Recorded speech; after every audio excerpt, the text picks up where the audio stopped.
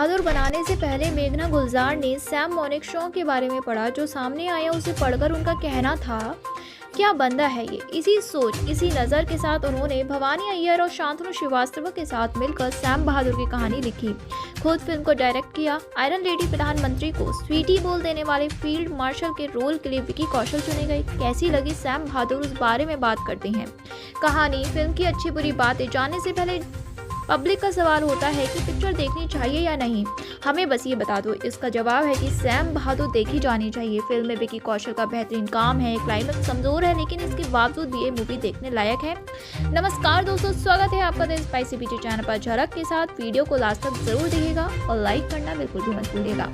Film Sam मोनिक-शॉ के पैदा होने से लेकर 1971 की जंग तक की कहानी दिखती है। कैसे उनका नाम साइरस से सैम पड़ा, विभाजन के दौरान वो क्या कर रहे थे, कश्मीर को इंडिया का हिस्सा बनाने में उन्होंने क्या भूमिका निभाई थी, एंटी नेशनल कहकर उन पर इंक्वायरी क्यों बैठाई गई, 1962 में उनके सैंडविच की ब्रेड के बीच की स्टफिंग कम क्यों होती जा रही थी, कैसे वो आदमी पॉलिटिक्स और आर्मी को कोसों दूर रखता था, अपने फौजियों के सम्मान के लिए नेता तक को झाड़ सकता था, क्या हुआ जब उन्होंने कहा कि अगर मैं पाकिस्तानी आर्मी का जनरल होता तो 1971 की जंग पाकिस्तान जीतता। फिल्म उनके लड़कपन से लेकर भारत के पहले फील्ड मार्शल बनने तक का सफर तय करती है। हमने सैम मोनिक-शॉ की किस्से कहानियां सुने हैं, कैसे वो एक कमरे में आते हैं और तपाक से हर नजर उन पर टिक जाती है, कैसे दिल खोल कर जीने में वो कोई संकोच नहीं करते थे, कैसे उनकी जिंदगी के कैनवास को पूरा करने के लिए लार्जर दैन लाइफ रंगों की जरूरत पड़ती है।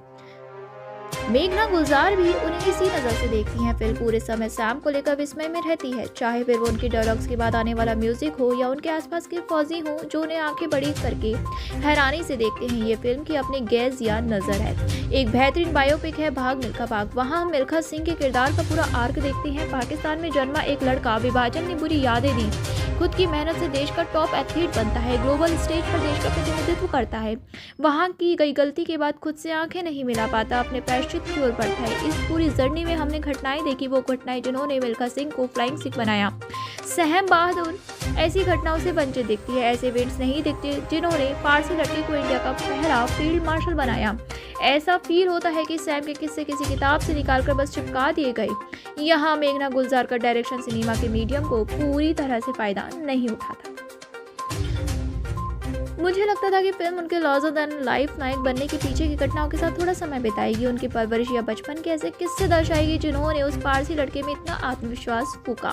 फिल्म ऐसा नहीं करती। हम हमेशा ऐसे ही सैम से मिलते हैं जो कॉन्फिडेंस से लबरेज है। सैम मोनिक-शॉ की जिंदगी बड़ी और लंबी दोनों थी, उस लिहाज से एक फिल्म में सब कुछ फिट नहीं किया जा सकता। यही वजह है कि उनके शुरुआती सालों को कम स्पेस मिलता है। फिल्म किसी भी तरह से जल्दी 60 के दशक और 1971 की जंग तक पहुंचना चाहती है। इस बीच उनकी पर्सनल लाइफ को थोड़ी जगह देने की कोशिश की गई, खास तौर पर उनकी पत्नी सिलू के साथ बिताया गया वक्त। वो अपने नौकर स्वामी के साथ मजाक कर रहे हैं, कुत्तों के दांत ब्रश कर रहे हैं। सैम का व्यक्तित्व इतना बड़ा है कि फिल्म उसी को कवर करने में मसरूफ दिखती है। इसी के चलते हम कभी नहीं देख पाते कि वो कैसे पिता हैं या वो अपनी पत्नी के साथ शादी की सालगिरह कैसे मनाते हैं। सैम बहादुर का क्लाइमेक्स भी फिल्म के बिल्डअप को डामाडोल करने का काम करता है। 1971 की जंग में सैम हाथ में हथियार उठाकर लड़ने नहीं गए थे, उनका सारा रोल स्ट्रेटेजी बनाने तक लिमिटेड था। फिल्म उस पूरी जंग को एक गाने और मोन्टाज के साथ निकाल देती है। एंडिंग बहुत हड़बड़ाई हुई सी लगती है। तमाम खामियों के बावजूद भी फिल्म सैम द हीरो की लेगेसी को अच्छे से सेलिब्रेट करती है। 3 मजबूत डायलॉग बताते हैं जिन्होंने असरदार ढंग से अपना काम किया है। जंग हमें किस्से देती है और औरतों को बुरे ख्वाब। यह शव पार्टीशन को महसूस कर रहा है, उसे समझ नहीं आ रहा। सैम किसी को हेट नहीं करता, वो बस खुद से ज़्यादा प्यार करता है। सैम बने विकी कौशल को पहले सीन में देखकर लगा कि क्या देव आनंद जैसा लहजा पकड़ने की कोशिश की गई है, मगर ऐसा होता तो किरदार को कैरिकेचर बनने में जरा भी देर नहीं लगती। लेकिन किसी भी पॉइंट पर विकी कैरिकेचरिश या मजाकिया किस्म के नहीं लगते। उनको देखकर लगता है कि उन्होंने किरदार को समझा है, उसके कॉन्फिडेंस को पूरी तरह खुद में रमाया है। देखकर लगता है कि कॉन्फिडेंस पहले उनके सीने में उतरा, उसके बाद वो उनकी चाल, हाथों के हाव भाव, बाहों में बहसता चला गया। विकी ने ऐसा किरदार निभाया जिसे आसानी से इम्प्रेसिबल या अफेक्टेड हुआ जा सकता है। उनकी नीली चमकीली आंखों को देखकर लगता है कि इस आदमी ने पहले ही सब कुछ ठान लिया है, अब बस करने जा रहे हैं।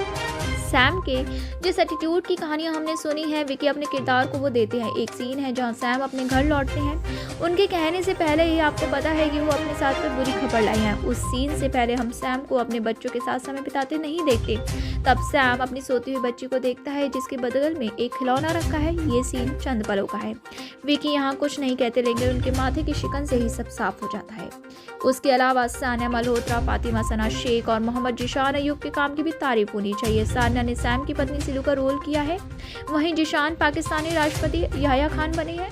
सैम और इंदिरा गांधी इस कहानी के तो सबसे मजबूत स्तंभ थे। दोनों जब पहली बार आमने सामने आते हैं कि उसी पॉइंट पर इंटरवल किया गया। इंदिरा और सैम के किस्से इतिहास के स्टूडेंट्स को क्यों पढ़ाए जाते हैं, वो इन दोनों की केमिस्ट्री देखकर साफ हो जाएगा। फातिमा ने अपनी डायलॉग डिलीवरी के जरिए इंदिरा का लहजा पकड़ने की कोशिश की है। उन्होंने पॉजेस का सही इस्तेमाल किया है। फिर आते हैं जिशान अयूब। पहली नज़र में वो पहचान में ही नहीं आते। प्रोस्थेटिक ने अपना काम किया, लेकिन जिशान की परफॉर्मेंस सिर्फ प्रोस्थेटिक पर निर्भर नहीं करती। उन्होंने डायलॉग पर लाहौर वाले सीन पर काम किया है। काश सिनेमा के पहलू से पूरी फिल्म को बचाया जा सकता। सैम बहादुर के केस में वो नहीं होता। फिल्म की एक्टिंग जिन खंभों पर खड़ी है, उन्हें खड़ा करने के लिए कोई ठोस ढांचा नहीं है। कैसी लगी आपको ये मूवी, हमें ज़रूर बताइएगा। आप देख के आ चुकी हैं, देखने जाने वाले हैं, तो जी हाँ, आप मूवी देखने ज़रूर जाइएगा। हमारी हिस्ट्री से रिलेटेड है ये मूवी, तो हमें ज़रूर देखनी चाहिए। और प्लीज़ हमारे चैनल को सब्सक्राइब करना बिल्कुल मत भूलिएगा। दोस्तों, इसके एनिमल्स को फीड कराना, उनकी हेल्प करना बहुत ज़्यादा ज़रूरी है। मैं भी करती हूँ, आप भी कीजिए। मिलते हैं नेक्स्ट वीडियो में। Bye and take care.